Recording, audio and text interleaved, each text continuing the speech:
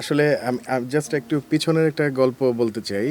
এটা হচ্ছে যে সুমন ভাইয়ের সাথে কাজ করা সবসময় আমার কাছে খুবই অনেক অনেক স্পেশাল।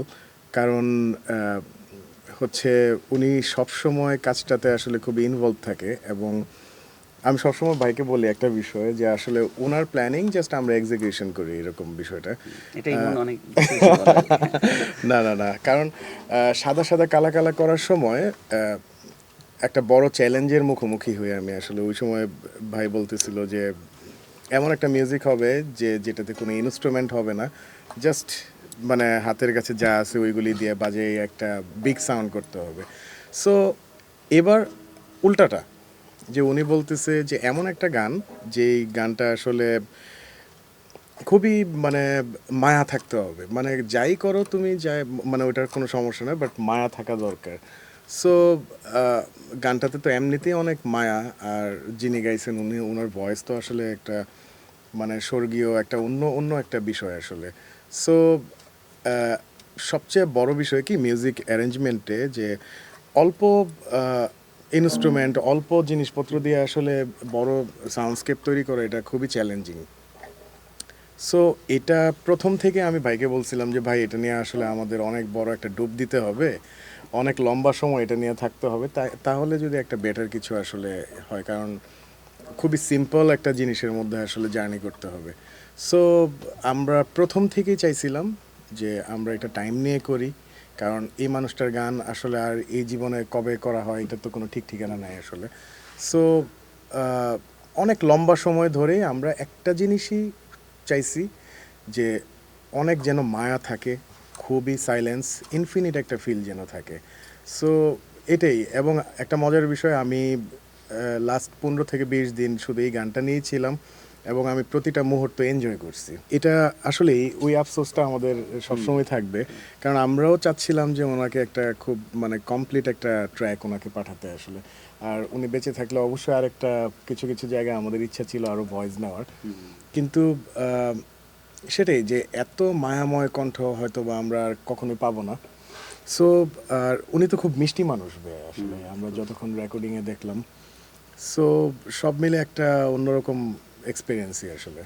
মিউজিক অ্যারেঞ্জমেন্ট সবসময় আসলে আমাদের সুমন ভাই ওনার ফিল্মে উনি খুবই স্পেসিফিক যে হ্যাঁ আমার আসলে এই জিনিসটাই লাগবে, এটাই দরকার, এর চেয়ে বেশি চাই না বা এর চেয়ে কমও চাই না আসলে। আর সুমন ভাইয়ের বিষয়ে একটা জিনিস আমি সবসময় মানে এটা ফিল করি যে এখনও প্রায় সময় আমরা সবাইও কথা বলি এই বিষয়ে যে উনি আসলে আমাদের ফোক মিউজিকের প্রতি ওনার একটা ভালোবাসা একটা অন্যরকম। সো উনি সবসময় জাস্ট মিউজিক অ্যারেঞ্জমেন্টে আমাকে যেই মানে বিষয়টা সবসময় বলতেন যে যাই করো আমাদের ফোক মিউজিকটা যেন আসলে কোনোভাবেই অ্যারেঞ্জমেন্টের কারণে যেন নষ্ট না হয় আসলে। সো ওইভাবে আমরা সাদা সাদা কালা কালা তো কোনো ইনস্ট্রুমেন্টই ইউজ করি না আসলে। সো 8টা বাজে দেরি করিস না খুবই অল্প ইনস্ট্রুমেন্ট ছিল, একটা স্বরাজ, একটা বেস গিটার। যেমন একটা আজব বিষয় যে ফোক মিউজিকে বেস গিটার স্ল্যাপ করে বাজানোর টেন্ডেন্সি আমাদের এই মানে ওয়ার্ল্ডেই খুব কম আসলে, আমাদের আমাদের এই এলাকার ফোক মিউজিক। কিন্তু সুমন ভাই এই চ্যালেঞ্জটা নিচ্ছে যে এমনভাবে আসলে স্ল্যাপ করো যে এটা যেন বোঝা না যায় যে এটা আসলে তবলার মতো লাগে। সো এরকম এক্সপেরিমেন্ট তো হাওয়াতেও ছিল। এইবার আমরা অ্যারেঞ্জমেন্টে একটু অন্যভাবে প্ল্যান করছি এই গানটাতে। আমাদের একতারা, রাবাব, আহ, দোতারা বা আমাদের সারিন্দা, সারেঙ্গি এইসবের সাথে ওয়েস্টার্ন চেলো, ভিওলা, ভায়োলিন এবং একটা স্মল অর্কেস্ট্রেশনের একটা আসলে কম্বিনেশন। সো অর্কেস্ট্রেশন সবসময় আসলে সিনেমার একটা সিনেমেটিক আবহ তৈরি করে, এটা আমরা সবাই জানি আসলে টুকটাক। সো এবার আমরা জাস্ট অ্যারেঞ্জমেন্টে যে স্পেশালিটিটা করার চেষ্টা করছি আমাদের ফোক মিউজিকের সাথে আসলে ওয়েস্টার্ন স্ট্রিং সেকশন, ওদের যে চেলো, ভায়োলিন এগুলোর একটা মিক্স, বাট এমনভাবে মিক্স করা যেটা মনে হবে আসলে ইনফিনিট ফিল এবং কোনোভাবেই গানটাকে নষ্ট না করে একটা জাস্ট গানটার একটা লেয়ার হিসেবে আসলে এটা আছে, যেটা খুবই অ্যাম্বিয়েন্স টাইপের আর কি। সো এটা খুবই সিম্পল লাগে শুনতে, কিন্তু অ্যারেঞ্জমেন্টের দিক দিয়ে এটা আসলে খুবই কঠিন এবং খুবই বিগ ইম্প্যাক্ট এবং এপিক আর কি। গানটার মাঝখানে আসলে আমার মনে হচ্ছিল যে আসলে এই জায়গায় একটা অপেরা টাইপের একটা ভয়েস যদি এক্সপ্লোর করতে পারতাম যে বা এরকম। তো ওই সময় সুমন ভাই বলতেছে আসলে ইমন অপেরা না করে আসলে আমাদের গ্রাম বাংলার মা চাচিরা আসলে যেভাবে মাতম করে গানের সময়, এই একটা গীতের কোনো মাতম, একটা হ্যাঁ ফর্মে। গীতের একটা মাতম, গীতের একটা ফর্ম দেখো তুমি এটাতে ইয়া করতে পারো কিনা। সো ওই সময় আমার এই আইডিয়াটা অদ্ভুত লাগলো যে আসলেই তো আমাদের নিজেদেরই অপেরা আছে। সো সো আমাদের নিজেদের অপেরার জন্য আমার কাছে ওই সময় অদ্ভুতভাবে ফিল হইলো। আলেয়া বেগম, আমাদের কারণ আলেয়া আন্টি, বাংলার তো আমাদের কাছে তো কান্নার সুর অদ্ভুত। কান্নার সুর অদ্ভুত, মানে রাইট। গ্রাম বাংলায় আমাদের তো কান্নার সুরই অপেরা। অপেরা। সো এটা ওই সময় জাস্ট আলে আন্টির সাথে যোগাযোগ করলাম এবং আলে আন্টি মানে এত কলিজা খুলে এই কয়েকটা দিছেন এবং আমার আসলে রেকর্ডিংয়ের সময় আমি ছিলাম, আমার আসলে খুব মানে অন্যরকম হ্যাঁ, একটা শূন্যতা ফিল হচ্ছিল যে না এটা অদ্ভুত ভয়েস। অদ্ভুত ভাই, হ্যাঁ হ্যাঁ অদ্ভুত। সো আসলে সবাই মিলে আসলে মন ছাড়া কি। আমি সবসময় একটা কথা বলি সবসময় ফিউশনের বিষয়েই যে আমি ফিউশন করার সময় বা গানের আসলে মানে গানটার আসলে বানানোর সময় একটা জিনিস চিন্তা করি, প্রথম তো গানটা শুনবে মানুষ আসলে। সো এমনভাবে মিউজিকটা যেন না করি যেটা গানটা আসলে নষ্ট হয়। সো গানটাকে সবসময় প্রায়োরিটি দেই এবং অবশ্যই ওই চেষ্টাটা মাথায় থাকে যেন আসলে মিউজিক্যালি আমাদের দেশের মতো হয়, আমাদের বাংলাদেশের সাউন্ড হয়, আমাদের দেশের সাউন্ড হয়, যে সাউন্ডটাকে আমি আসলে ওয়ার্ল্ডের কাছেও আসলে রিপ্রেজেন্ট করতে পারবো যে হ্যাঁ এটা আমাদের দেশের সাউন্ড। সো ওই টেন্ডেন্সিটা আমার সবসময় থাকে এবং আমাদের দেশের মানুষদেরকে নিয়েই তো কাজ করি।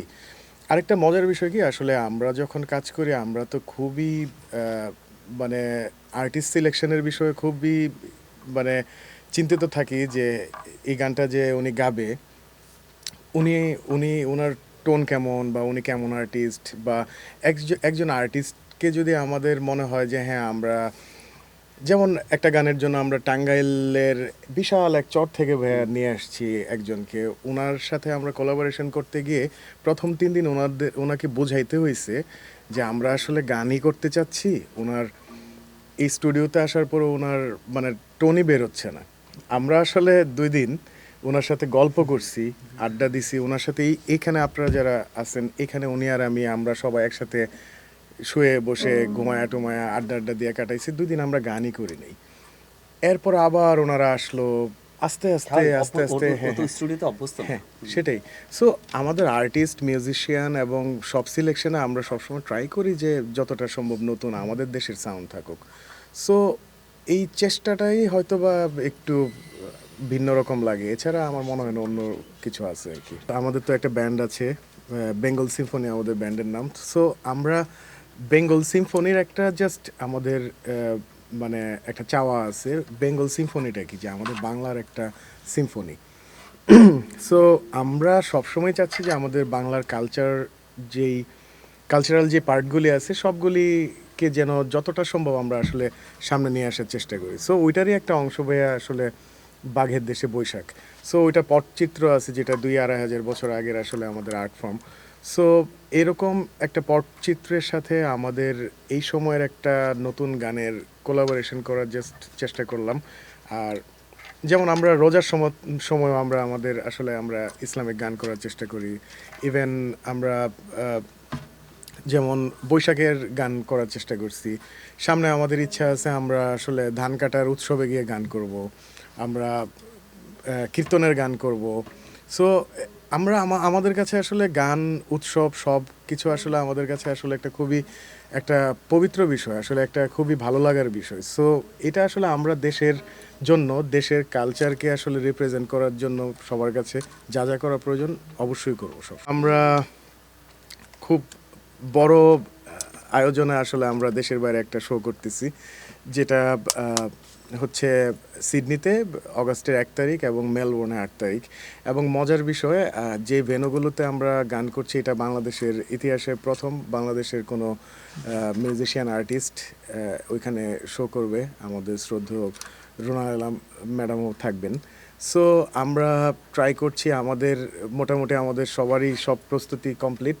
আমরা বড় একটা টিম যাচ্ছি অস্ট্রেলিয়াতে এবং অস্ট্রেলিয়াতেও আমরা ওইখানে একটা স্কুলের সাথে আমরা অর্কেস্ট্রা টিমের সাথে কোলাবোরেশন করার প্ল্যান করতেছি এবং হোপফুলি এটা সব কিছু হবে এবং ওদের দেশের মিউজিশিয়ান এবং আমাদের দেশের মিউজিশিয়ানের সাথে মোটামুটি 30 থেকে 40 জনের একটা বড় টিম আমরা বাংলাদেশি এবং অস্ট্রেলিয়ান কমিউনিটির সামনে আসলে আমরা পারফর্ম করব। বেঙ্গল সিম্ফনির একটা মজার বিষয় হচ্ছে আমরা হাওয়া সিনেমার প্রচারণার সময় 20-30 জন মানুষ একসাথে আসলে এই প্রচারণায় অংশ নিয়েছিলাম। এটা জাহাঙ্গীরনগর ইউনিভার্সিটির সেলিম আল দিন মুক্ত মঞ্চ থেকে শুরু। সো মজার বিষয় কিভাবে জানি আমরা ওই 30-35 জন মানুষই লাস্ট 2-3 বছর ধরে কন্টিনিউ করতেছি একসাথেই। কেউ মানে কমে মানে কেউ চলে যায়নি কিন্তু অ্যাড হয়েছে আসলে প্রচুর মানুষজন। সো এটাই বেঙ্গল সিম্ফনি এবং মানে লাকিলি আমরা সবাই একসাথে এবং আমরা সবাই সবাইকে খুবই পছন্দ করি। সবাই সবার প্রতি একটা খুবই ভালোবাসা আছে, রেসপেক্ট আছে। আমরা চেষ্টা করি সবাইকে ওই রেসপেক্টটা দেওয়ার এবং আমরা নেক্সটে অনেক কমিউনিটি বেসড কাজ করারও চেষ্টা করতেছি। আমাদের চা বাগান থেকে শুরু করে সাঁওতাল থেকে শুরু করে সবার সাথে কাজ